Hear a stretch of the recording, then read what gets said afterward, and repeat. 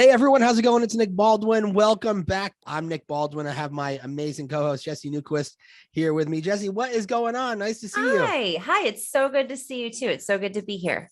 So today we have an awesome guest.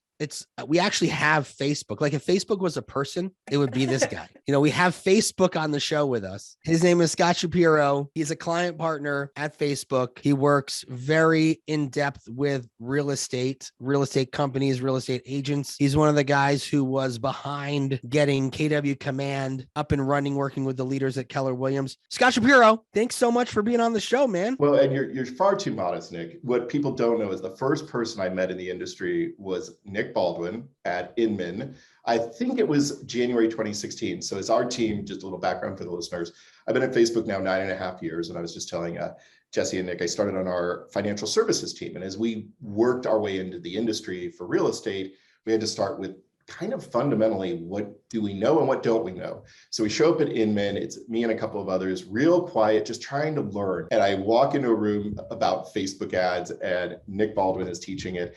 And at the end, he sits down and I walk up and I gave him my card and it started, really a long, fruitful, fun friendship, not just a business relationship with you, Nick, but a true friendship. And so it's always one of those decisions that, it's kismet or just fate or meant to be that literally I just happen to turn the right way, go into a room and I meet you and you've been a wonderful friend and guide for us. Thank you so much. And I think my wife, Ann, loves you more than she loves me.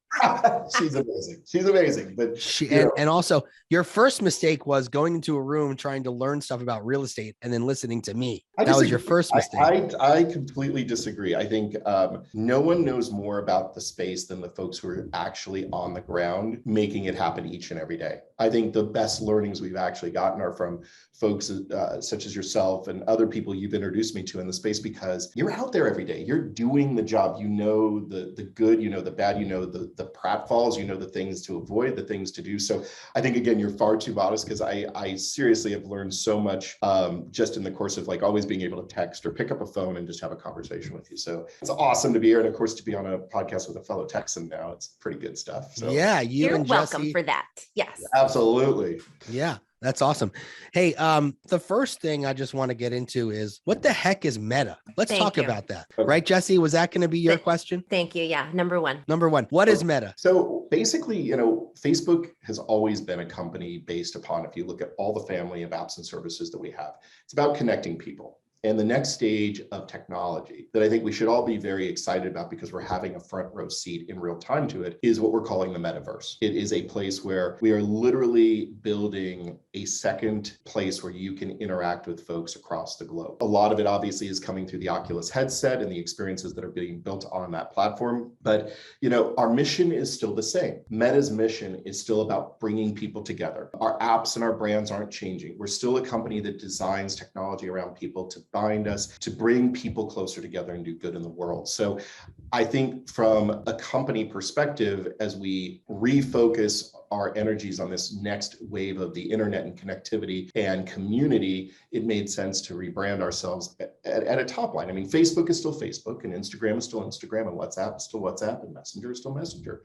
But they fall under a larger umbrella of how we're thinking about this coming age of the next connected piece of technology in society. Can you give me an example of what that's going to look like when the space is built in our average day-to-day?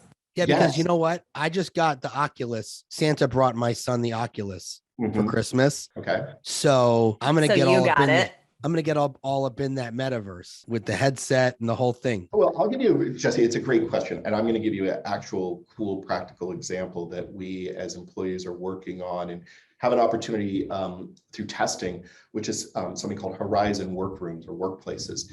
What that means is that folks on our team have been able to log in at the same time into a virtual conference room with your avatar. You're now sitting at a conference table. You have a whiteboard. It's a real three-dimensional experience to actually doing work. So several of my teammates have actually shot video. We could see what they were doing. But that's a practical example of, if we think about today through the pandemic, we've been two-dimensional. Like I can see you and Nick two-dimensionally on the screen. But what if we were in a place where we were three-dimensional and we were able to walk to a whiteboard, we were able to, have normal movements, those types of experiences, I think, are one practicality of how we're looking at this. I think from a content perspective, obviously gaming is a huge piece to it, immersive gaming, which is no surprise. But I do think from a content perspective, we're also seeing a rapid change in the type of content that we can produce, i.e. 360-degree video, drone video, very immersive. So last week I had my in-laws here. They had never put on an Oculus. And I literally cast it from the Oculus to my TV to see what they were doing and set up a bunch of 360-degree videos. They were able to go, fly over Rio de Janeiro. They've never been to Brazil. There are educational videos. So I think there's going to be a lot in the field of education of how can we connect a classroom of the world, right? Could my daughter who's 15 in her high school class be in a three-dimensional space where she's sitting literally with other students, maybe from Russia or New Zealand or Australia or India or, the Sudan, right? So I think that those ways in connecting are going to be the real big piece to it, which is that, again, it's that human connectivity and the ability to actually be together, albeit in a three-dimensional form somewhere, that's not two-dimensional. I'm just so curious about this. We're all, of course, through the pandemic have been so disconnected. And do we know that in this space that really does combat the mental deconnection that we've had for the last 2 years? Like, does it really help? Does it really help that? I know it's going to be an awesome experience and we're all excited for it. And does it combat that really? I don't think we know yet. I think it's early. And so I think to empirically say yes or no, I'm not prepared to say that. I don't even think the company's prepared to say that. But I think we have a leading edge of connecting human beings in a different way is going to be important. I think as we think about the mass migration of working from home, what can you do in a space together that's a little bit easier to have conversation? I'll give you a really good business case. This summer, I was substituting on another large account. My friend, she was on maternity leave. And so through the summer, I was helping out the normal day-to-day account team. And by the time we got stakeholders from the company and their 3 ad agencies into a Zoom, we had 90 people in. And there was just no way to connect and have a real good conversation. I couldn't see them. Like I knew that they were looking at me in the presentation, but body cues, emotional cues, even just trying to get a question answered. So I think in a world where we're going to probably be more apt to work from home, I think there'll be that piece to it. And I do think on the educational front, back to the original example, I think it will connect. The possibilities of connecting around the world are very interesting. Those borders begin to come down. And so then, if you're taking a writing class or if you're taking a cooking class, like you can be three-dimensional in that space and have that connectivity. Very cool. So do you think the pandemic kind of accelerated this, or was this something that was on the road? I mean, I would imagine that Facebook has a roadmap that's like 10 years out, right? Probably more. Yeah. Was this on the roadmap, pandemic or not? Oh, yeah. I mean, we purchased Oculus several years ago. I think, this is the second large what would I put, piece of technology. So it's Quest 2. That you put on your head. Right. And then we had the Oculus Rift. We have had iterations through your cell phone. Gosh, I think 3 or 4 years ago at our annual sales conference in San Francisco, we had a room where you could try on these headsets. So this has been, in advance of the pandemic. I think what the pandemic probably brought about, and again, this is just my speculating this, is the ability to kind of accelerate our development with Facebook Reality Labs to really understand how we can build experiences that bring people together. So the gaming side, remember something, it's an open platform. So if we're game developers, if we're Electronic Arts and we build a game, that you're just building a game for another platform. So, you have your Xbox version, you have your PlayStation version, maybe a PC version still, and then you have a three-dimensional virtual reality Quest version. But when it comes to actually, I think, building communities and experiences, a lot of that stuff is coming from outside content providers, and content is going to be a real important piece to this, which is whether it's a gaming company, whether it's filmmakers shooting in 360-degree video with drones, which, again, if anybody got a Quest or an Oculus unit over the holidays, I would say dive into some of that stuff and you'll probably get a better understanding visually than I can explain it over the podcast. The 360-degree movie concept is very exciting. Yeah, that's super cool. And it explains it so well. Yeah, and I think so I did a video, I think it was produced by Abu Dhabi Tourism tourism, but there's a guide and he's walking you through, and you go through Abu Dhabi, and like the Louvre has an extension in Abu Dhabi. You're walking around, and you're understanding, and you're turning, you're looking up, you're looking down, it's fully immersive. And so I think, again, entertainment will probably get there. Do I think we're going to watch the Super Bowl in the next 2 years in an Oculus and be fully immersed? Maybe that's a cutting edge, but the NBA is already broadcasting through Oculus Horizon in 360 degrees so that you can really have that experience. Yeah. So we're already seeing the bleeding edge of that. For fans of The Matrix, watching the movie on HBO Max last week, I was like, this is the kind of movie, talk about an immersive movie. Yes. Number one, do The Matrix, put it on there. I want to watch Spider-Man Far From Home through the Oculus at some point. We went the other night to the theater. We went to Alamo Drafthouse, which is really awesome experience here in Austin. But we were kind of like talking about afterwards, immersive movies, MCU, Star Wars, all these pieces of beloved content, Harry Potter, it goes on and on and on. In 10 years' time, is it standard that we're looking back to this and we're saying, do you remember the days where we had to look at the screen, but we weren't in the screen? We weren't able to have a sideline as Gandalf is swinging his wizard stick casting spells. We weren't able to ride the broom with Harry Potter or see Hermione do the spell. So I think that's the next iteration of where content is going.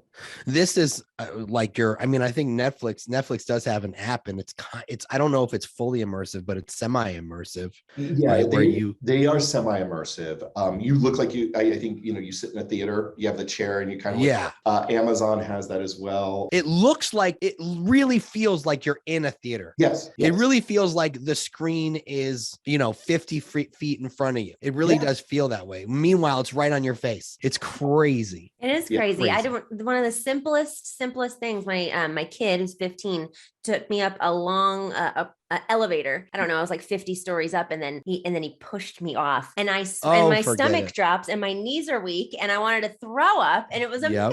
It was amazing. You ever ride a roller coaster on one of those things? Yes. Oh, forget it. It's crazy. I want to do it every day. Yeah, it's awesome. That's how I want to wake up. Tip I would give you guys is some of the MotoGP motorcycles that do the crazy where the men and women have their knees on the ground. Do one of those, and it's an appreciation for the way it's shot. You're just, you literally feel like you're leaning left. You're not, but boy, do you feel like, okay, I got to lean left, I got to lean right. Like, I'm going 200 miles an hour on a motorcycle on a race course. That it's very immersive. It's very interesting, and I think translating that actually to the industry. Like if we want to put a pivot point into the conversation about what it'll do for real estate, I think it will continue to revolutionize the consumer journey, because then what happens when something is shot in 360 degrees and I can look at all of the things in the kitchen. I'm not just getting a flat two-dimensional image of maybe what, the agent or the MLS puts up, right? But you can literally stand center, turn your head 360 degrees, get an understanding of things that I think are harder to do. I think Facebook Live, Instagram Live are probably the best tools right now as far as how do you show property in its full entirety. And I'm talking, what does it look like to look up and show, a high ceiling versus a low ceiling, that chandelier versus no chandelier. How tall does the fireplace go? I think that with the Oculus will be the next big revolution in real estate, because it'll give the consumer the ability to really be immersed in like what the property is. So Scott, you work with a lot of real estate companies and brokerages, and you can let me know if you think this is something that we'll see in the future. I envision putting on the Oculus, going to, realtor.com and watching fully immersive videos. And you can already do it with Matterport, but going into the app and really just like walking around the house really fluidly, is that something that you guys are actively working on? We are. I think these journeys are probably at the leading edge or bleeding edge. But the answer is, of course, the content, we want to be a content producer as well. We want our clients to be content producers. And so the more, the way that anything that I've seen in the 9.5 years I've been at Facebook works is that the consumer gets there before anyone else, and then we adapt to the consumer. So if you think about stories, that was behavior that the consumer led, which then opened us up to the idea of, well, we want to give our consumers really great experiences with marketing. So why wouldn't we open up that format to it?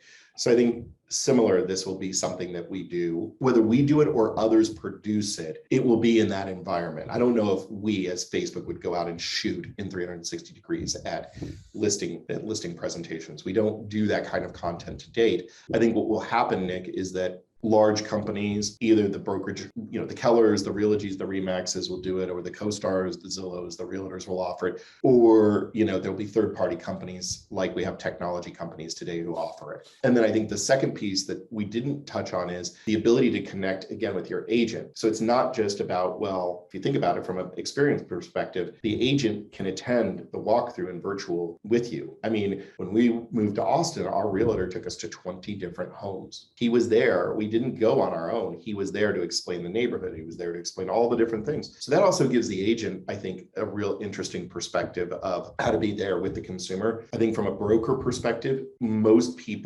agents, who knows, in 5 or 10 years wouldn't be running around with, spare sets of Oculus headsets, right? So maybe that's where the brokerage office, right, becomes an important piece to it, which is we invite you in, right? And then we have the headset and we're going to sit together in a room and we're going to, press the button. I think that would actually really cut down on the amount of homes that you physically show somebody. Oh my gosh. Yeah. And with our current inventory, this sounds like a dream, right? Like I just want to go meet my people in a conference room. Here you go. Have an Oculus. Let's go see 10 houses this hour. Like that's so fast. And I love it. Yeah. I think people maybe thought that as we go into, so much of the mobile experiences, we call it BOPIS, buy online, pick up in store. That was a big thing that came out of the pandemic. BOPIS. I love it.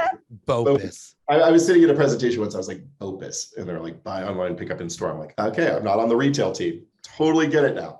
Keller Williams has a lot of acronyms, but that one takes the cake. That's a really good one. That's an industry one too, by the way, because I was like, BOPIS, who came up with that? Because you read a presentation, you're like, okay, but now I got it. I do think we are still at a stage where homes and cars, it's not like buying something that's really easy online. It's not Grubhub to get your lunch delivered. It's the highest considered purchased item you'll make maybe anywhere from 1 to 4 times in your lifetime, right? And so I think that the technology will bring that immersive nature in. I think, frankly, I think, Jesse, to your point, it's going to be in a way for people to save time. I think it will also allow us to really, think through. In my home buying journey, we had zeroed in on 2 or 3 neighborhoods. There could have been other places further outside Austin where I live now that we would have gone, but we really didn't want to make the 35-mile drive to know, is this what we really want? Now, we're super happy with what we got. We feel very fortunate, but it does open up even more, what does an urban, ex-urban life look like? Do you want to go further out? You don't want to get in the car and drive 35 minutes to see a house you might not like,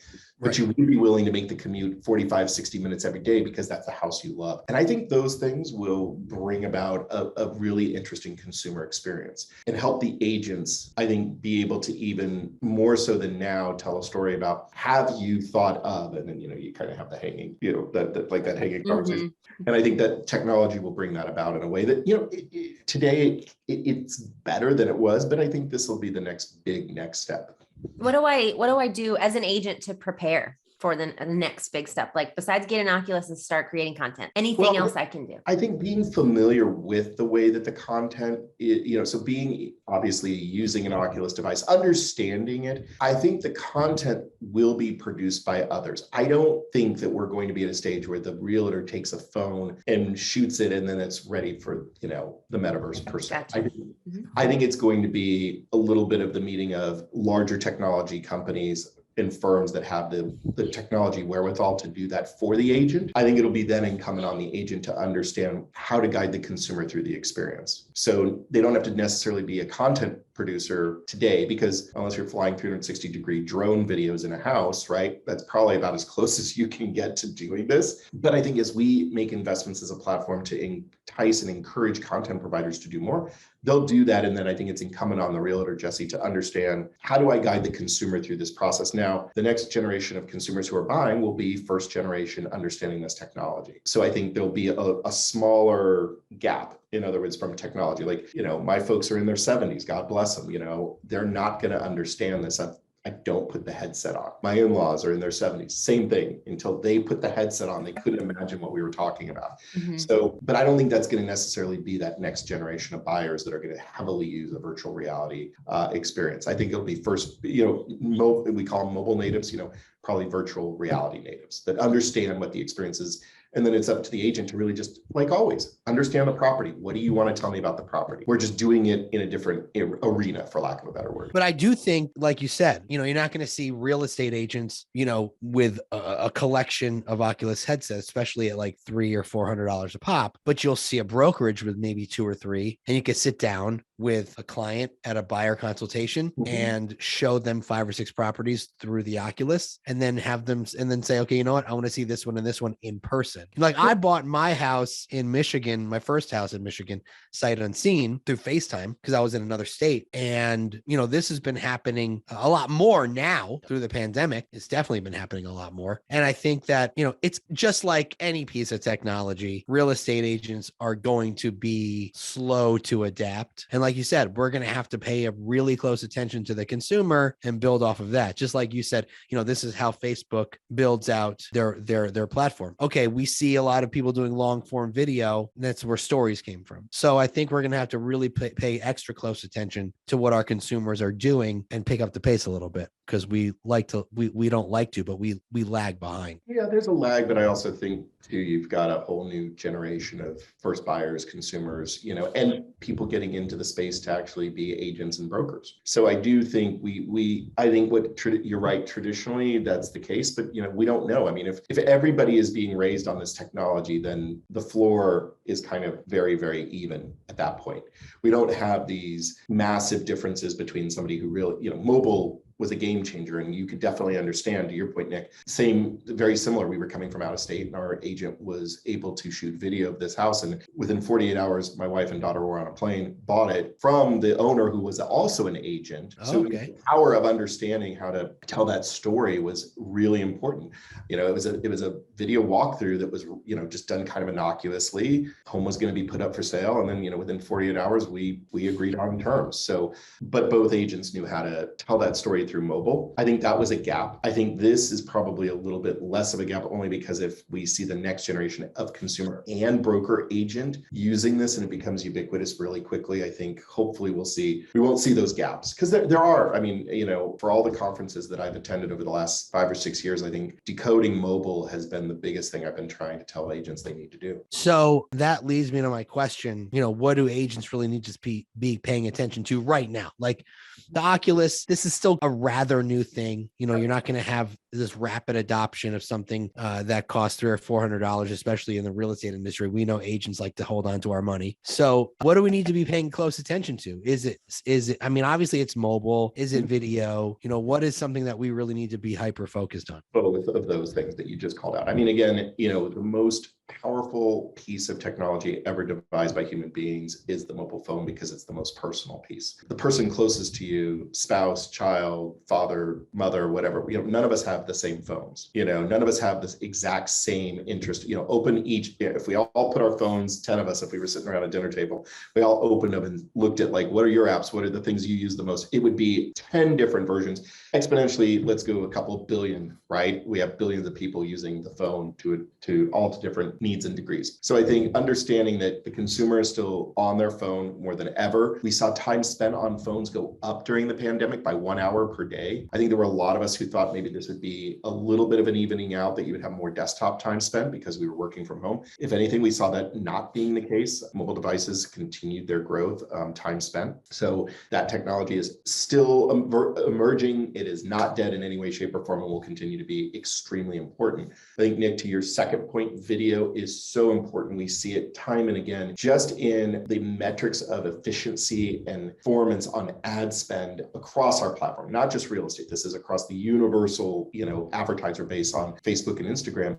Using video drives better performance. Consumers want video. And if we think about other competitive platforms that are video only and emerging in the space, it just doubles down on the fact that video is where it's at. Stories becomes ubiquitous and grows at a rate that was just astronomical, because it's for the most part a video or a moving picture experience, right? It's not just one static image. I still think content providers need to do a better job of shooting video for listings that fit a consumer's journey, where they want snippets, they want a fast introduction, and then they want the longer movie trailer, take their time and to do what we call lean back. So if we think about movie trailers, right, we have a 10-second ad for a movie coming out, but then we go to the trailer to have a longer video experience. I think the longer video experience is better than what the short video experience is so far. And consumers move fast, they scroll fast, they swipe, they scroll extremely fast. So thumb stopping creative, especially video creative, is a necessity. And it's something we've been trying to work on, I think, for the better part of the last 3 years. Really, how can we get the industry to a better place? I think it's a little bit harder because, again, you have to have companies that really help to produce the content. That's a key, and there are many in the space who do it really well, but the agent themselves shooting videos probably not the greatest experience. So it really comes down to, kind of like the augmentation of your listing presentation. Where does video fit in? And how does it look on mobile? Is it shot for mobile? Is it short form? That's so helpful. Okay. I wrote down, because I want to say this slowly to all of the agents that we train and coach, to content providers and to agents, snippets, then the lean back, like the movie trailer example is so perfect, because that's exactly what I want to see. Like, get to it so I can find out if I'm interested or not. And then I want to dive in. Thank you for that. Yeah. And then that's where you can also use your Facebook business page, right? We talk a lot. I think there's a lot of conversation about, and God, I've had this conversation probably thousands of times over the last 5 to 6 years at conferences of, why do I use the Facebook business page? I only want to do my personal page. Your personal page is you as a person. That's not your business. They're not going to look for where your office is, your hours. You can't serve ads from your personal page. You can only do it on a business page. It's also an example of, like, that's a great example, Jesse, of, your ad can be the 10-second trailer, and then the longer form video can sit on your Facebook page. Shops and commerce are one of the big pillars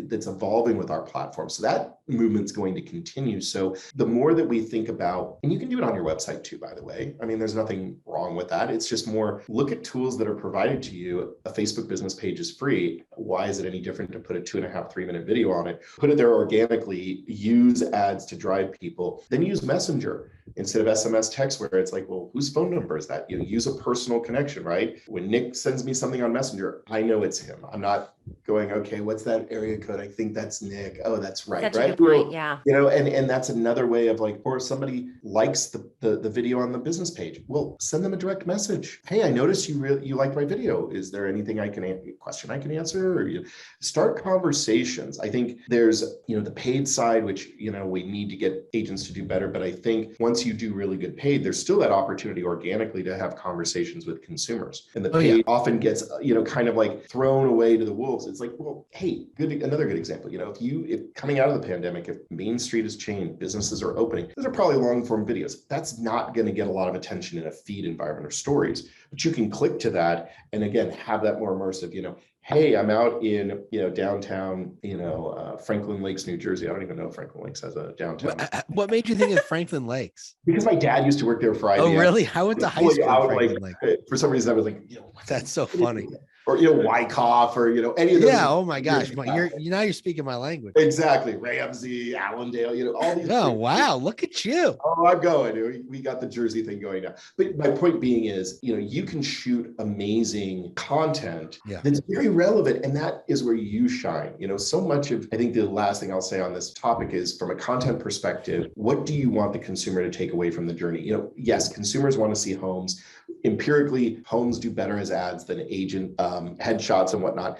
But again, we give you a organic platform where you can go tell those deeper stories. And I do think that that's often a missed opportunity by agents to, you're in your community, you know what's going on, tell the story. And especially coming out of the pandemic, people want more of those local connections. They really want to support local businesses, and agents are local businesses. 100%. What we do is really, really interesting too. Like, if you just tell your story as a realtor and what you're doing, people think that is interesting. And it really is. I love stories for that reason only. Who doesn't want to talk about themselves? Well, that's what social media is for, stories. Well, create a story. And Scott, you had a great point where, listen, whether it's a paid ad or whether it's organic, someone likes it, someone comments, they cared enough to stop their thumb from scrolling to do something, to make some sort of action. So even if it's just a like and you're advertising a home, hey, how are you? I'm Nick. I'm the listing agent on 123 Main Street. You liked the video. I just wanted to reach out and say thank you for doing that. And don't even make it sales. Just say thank you, and then lead into a conversation that way. Yeah, I mean, again, I think it's a lot of this stuff is basic. I think people get hung up on the zeitgeist of what is happening today. And, we started our conversation with Meta, and I think it's the right place because of the direction of the company. But what I would say is, you don't have to wait for Oculus to become the next big thing. You don't have to wait for the metaverse to become the next, the next huge platform. I mean, look, we've got, 231 million people on our platform. Facebook alone in the US every month, 210 million on Instagram. I mean, just for the audience to understand that is double the audience of the Super Bowl. Yeah. I mean, if I could give everyone a free ad in the Super Bowl in their local community, most people would be like, please, yes, sign me up for that. Give me more of that, right? That's so good. That is, you're great at these examples. Awesome, really. But it's just one of those things we don't think about it because it's ubiquitous. I mean, I always tell agents too, I said, do the Starbucks test. Don't creep people out, but just kind of, when you get your coffee and they call you up or you walk around, what are people doing on their phones? They're usually on, one of 3 to 4 platforms, and ours are 2, if not 3 of the biggest. Every time you see someone waiting for their coffee, they're scrolling through Instagram. And it's another opportunity to just get in front of them. And, paid advertising, I think the thing I also tell agents is like, look, it's great to build an organic community, but approximately 3% of your organic content is seen by your follower base. It's similar to, why do you put a billboard up on the most trafficked street in your neighborhood with, why do you send direct mail?